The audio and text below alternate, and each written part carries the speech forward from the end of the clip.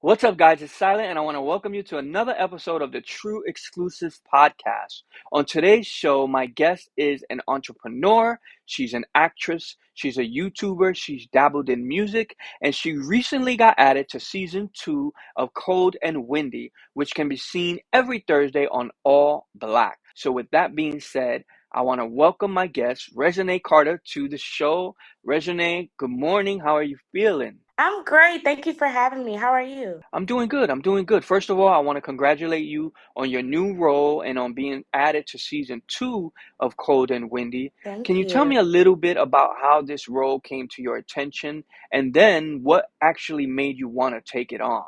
Well, funny thing, full circle moment actually. I narrated did like a story time on season 1 of Cold and Windy. I narrated the whole season, so I feel like I kind of had like some, I kind of was familiar with it.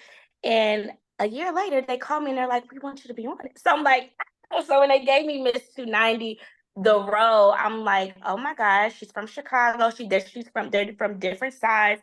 And thankfully, they was from a side where my friends are from because I have a lot of friends from Chicago. Mm. So I feel like just tapping into Miss 290 was fun for me because I got to have some friends help me, and it got to be a full circle moment with me having to narrate it the year before and then being on it.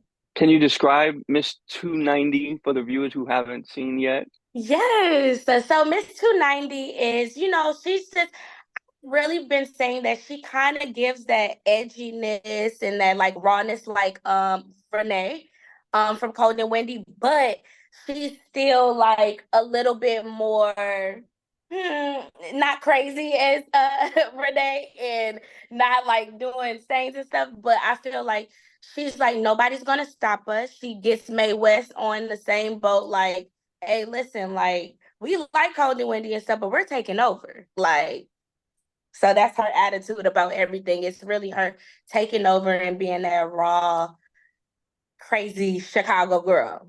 Do you think there's any similarity between you and Miss 290? Oh, yes, of course. Me and Miss 290 are twins. Now, now, honestly, I feel like we have a lot of similarities just with me being confident. Miss 290 is very confident.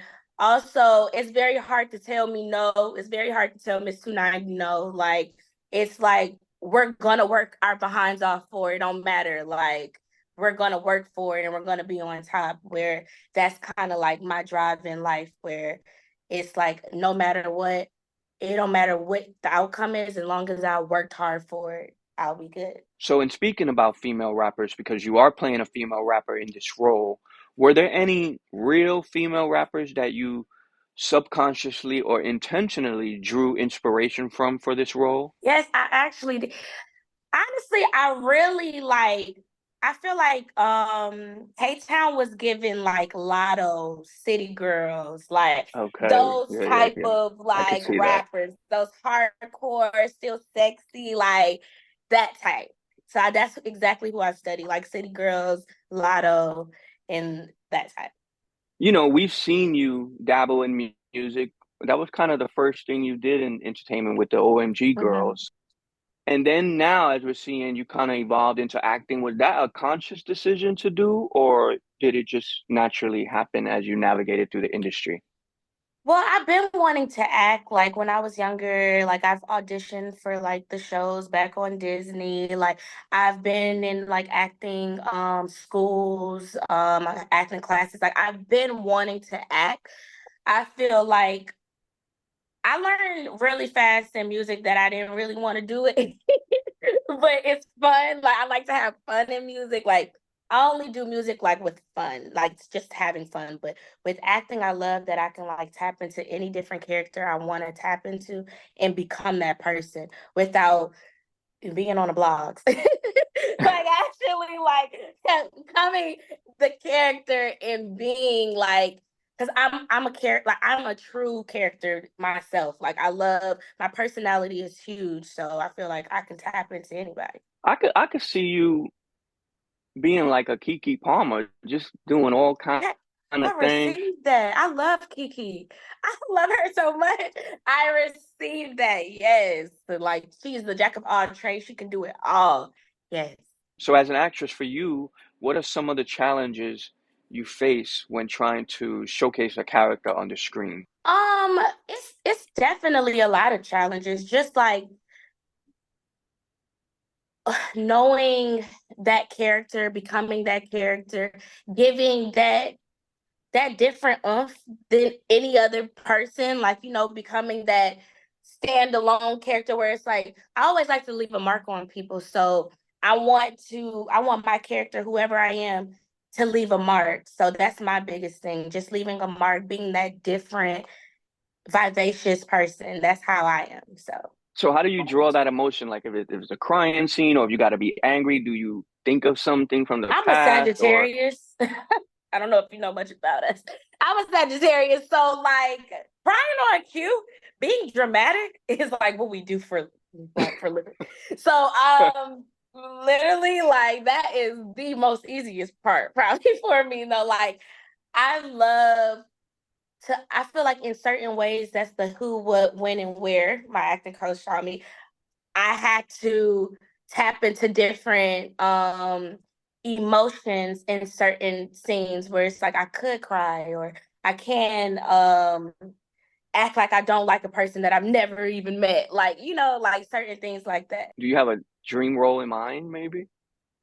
I do have a dream role in mind. I have a couple. I have two. One Okay. would be season 3, Miss 290, Mae West taking over. Okay. Straight taking Okay. over. That's my dream role. And then the second one, I love Grey's Anatomy. So I would love before it cancels because Oh, it's like season wow. 21. I would love to get on that. So Shonda, what's up? We speaking that into Okay, existence we're then. speaking it. You mentioned the blogs a minute ago, and I wanted to ask you because when you first came on the scene, the social media reception wasn't as kind to you, at least I think. And Whatever. you know, as you evolved, and well, first I want to know, how did you deal with that negative feedback back then, and then how do you deal with, if there's any negative feedback now? Well, with negative feedback, I just had to learn to just get a tough skin, to create like have a tough skin. Know that these people are really typing from a phone, computer, whatever the case may be, and I don't know what situation they're in, but they have they have the right they know what I'm going through as far as like I don't know what you're going through, so I can't judge you, but you could judge me because my life is out. So, like, I know who I am. I never let that get to me. Sometimes, yeah, it does get annoying to have somebody talking about you and don't even know you or portraying you to be some way that they see or that they think because I am a celebrity kid. A lot of people say, oh, I'm stuck up or, oh, I'm this, oh, I'm that. Where it's just like, no, I'm confident and I know who I am and can't nobody tell me nothing. And that's just what it is. And you Okay. should be like that too. Everybody should be. I tell my friends, always walk with your head high. Can't nobody tell you nothing. People get mad at me because they don't have that confidence. But I'm the type that if you're around me, I'm gonna put that confidence in you because I love to see when somebody just love themselves and they go full fledged supporting themselves, and that's me. And in life, as we grow and experience different chapters, you know, we start to see things differently maybe than we did younger. And it's no Mhm. secret you've had some public relationships. I just want to know, what have you learned from those past relationships that you'll take, or maybe not even the relationships, but just the reaction around it or surrounding Mm, it, and how, what do you take into a new situation and handle it differently? just keep things off the internet. Like everybody don't need to know what you got going on. Everything doesn't deserve a response. And handle things often. I know that the internet is so big and everybody think that it's life, but it's not. It's something really off the internet. When you log off certain like every now and then I like to like just turn my phone off and really like tap into the real world, go to church, go working out, doing things where it's like never lose touch into reality because I feel like a lot of people is losing touch into the actual reality part in life. Whew, like they say, go outside and touch the grass. Okay, do so. I talk a lot about mental health on my platform because, it seems like a lot of people tend to suffer in silence when it Mhm. comes to depression or just feeling lost in life. How have you been able to navigate that, especially being in the public eye? And what advice would you give to someone right now who's probably watching and feeling like they don't know what to do next, or they just feel like they don't have the strength to take that next step? Okay, with mental health, it's I take mental health very serious. I'm actually like a huge speaker on that. Just like if you go to my YouTubes or anything, I'm always talking about it. But I feel like going to church has taught me to deal with everything with life itself. As far as like with mental health, you look at yourself as being the only person that's going through it, or no one ever is like understanding or will figure or like will like understand where you're coming from. But when you honestly know that everybody every someone has been in your shoes, someone has went through what you went through, it's okay to talk to people. It's okay to be vulnerable and say how you feel. Like I feel like when you keep stuff boxed in, that is when you feel like, oh, I'm the only person that's going through this, and you're not. You can talk to anybody, and that's my biggest thing. Every time I feel like sad or depressed, I catch myself because I'm like, somebody went through this and they could not get out of it. I need to get Hmm. out of it. I need to like I'm not the only person that's going through this, but I'm going to get through it. So that's just my biggest thing. And just like getting off the internet a little bit. Mental health is really gonna like mess you. It really messes up your mental health with just the internet. Sometimes just logging off and reading, going to church, working out, just doing things that's gonna better you. I appreciate that, sharing that. I want to play a quick game with you. It's called My First, and this is just a way for people to get to know you just a little bit better. So I'm going to ask you a bunch of questions about your first, and you just tell us your answer. My first time performing to a group of people, whether Oh, acting or singing. a group of people. Was my first time performing to a group of people. Oh, OMG Girls. I used to perform with them. The first app you check in the morning. The first app I check in the morning, maybe text messages just to see like if I missed anything or calls or something. Money, trying to send a money call. The first thing I do when I get home at night. The first thing I do when I get home at night would be probably like if it's been a long day, probably like shower or something and like shower. Yeah, like clean myself off because I've been outside. I don't want the germs to be in my house. The first song I ever loved. The block is hot. I used to go up to the TV and be like, Hey, when I was younger, I used to be like, Mommy, because the video had like fire everywhere. the first album I purchased.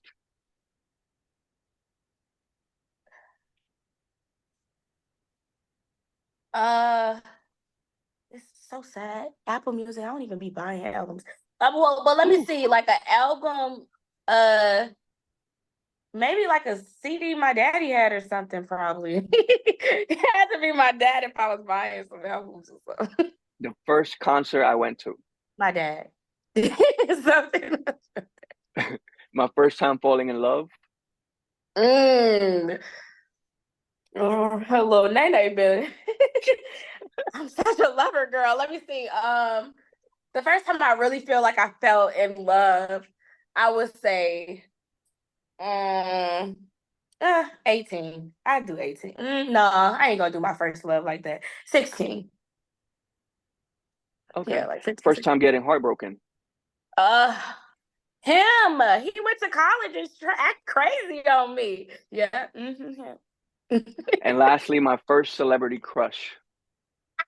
My first celebrity crush, Jaden Smith. Wow. Can I ask you, you mentioned being a lover girl. Is it hard being a person who loves hard now in this?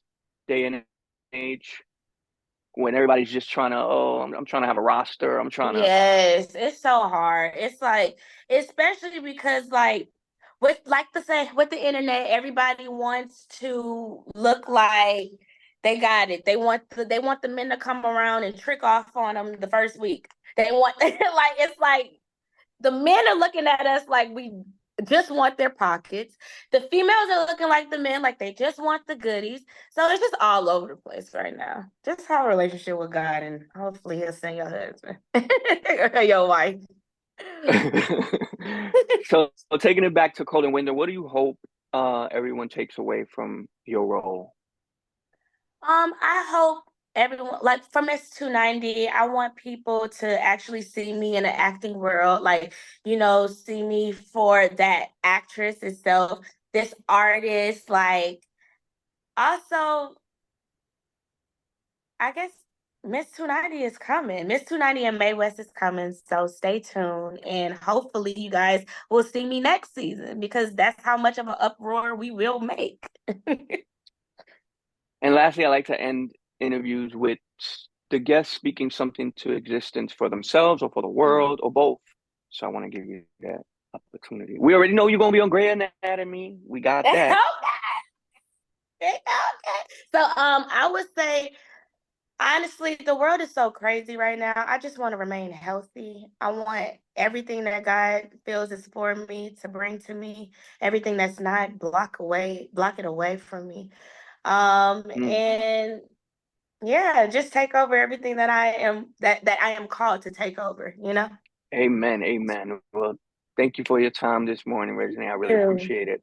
Thank you for having me.